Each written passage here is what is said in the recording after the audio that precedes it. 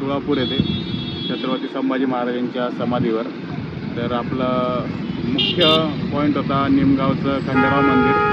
मध्ये जाता जाता तुळापूरच्या रस्त्याने आलो असताना इथे आम्ही 2 मिनटं आमचा स्टॉप घेतला आहे आणि जस्ट आम्ही आता दर्शन घेऊन परत खंडेराव मंदिरात निघणार आहे. तर राहासोबत तुम्हाला पूर्ण ब्लॉग बघायला भेटेल. आज आपण एका अशा पवित्र आणि ऐतिहासिक भूमीत आलो आहोत जिथे 3 नद्यांचा संगम होतो. पुण्याजवळ वसलेले तुळापूर हे भीमा, भामा आणि इंद्रायणी या 3 पवित्र नद्यांच्या संगमावर वसलेले आहे.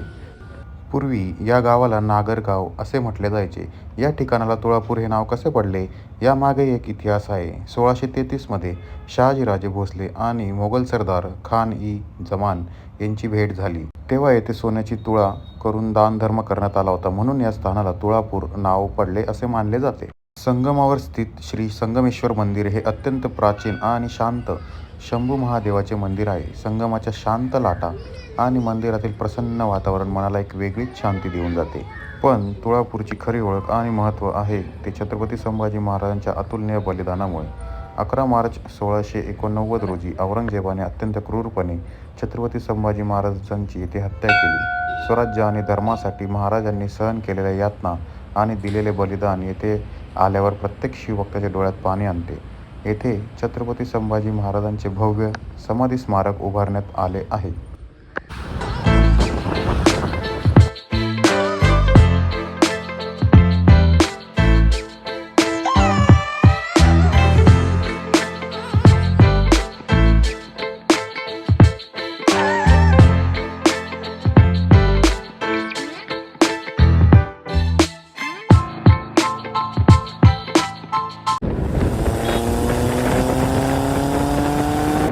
तर मित्रांनो, आता जस्ट पोचलो आहे आम्ही आणि इथे कोणीच नाही आहे दिसत.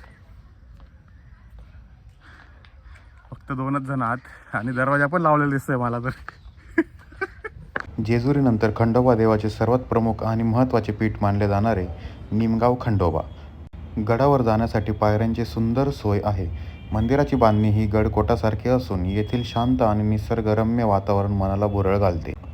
शिरूर तालुक्यात वसलेले हे निमगाव एका लहानशा टेकडीवर हे मंदिर वसलेले असून मंदिराच्या मुख्य गाभाऱ्यात श्री खंडोबा आणि म्हाळसादेवीची अत्यंत आकर्षक आणि प्रसन्न मूर्ती आहे. असे मानले जाते की येथे नवसाला पावणारा देव म्हणून भक्तांची मोठी श्रद्धा आहे. मुख्य मंदिराच्या भोवती असलेले दगडी बांधकाम आणि कोरीव काम या मंदिराच्या प्राचीनतेची साक्ष देते. निमगावच्या या खंडोबा मंदिराला मोठा ऐतिहासिक वारसा लाभला आहे. जेजुरीप्रमाणेच येथेही चंपाषष्ठी आणि माघ पौर्णिमेला खूप मोठा उत्सव साजरा होतो. या काळात हजारो भाविक देवाच्या दर्शनासाठी येतात आणि सदानंदाचा येळकोटच्या गजरात अख्खा गड पिवळा धमक भंडाऱ्याने न्हाऊन निघतो.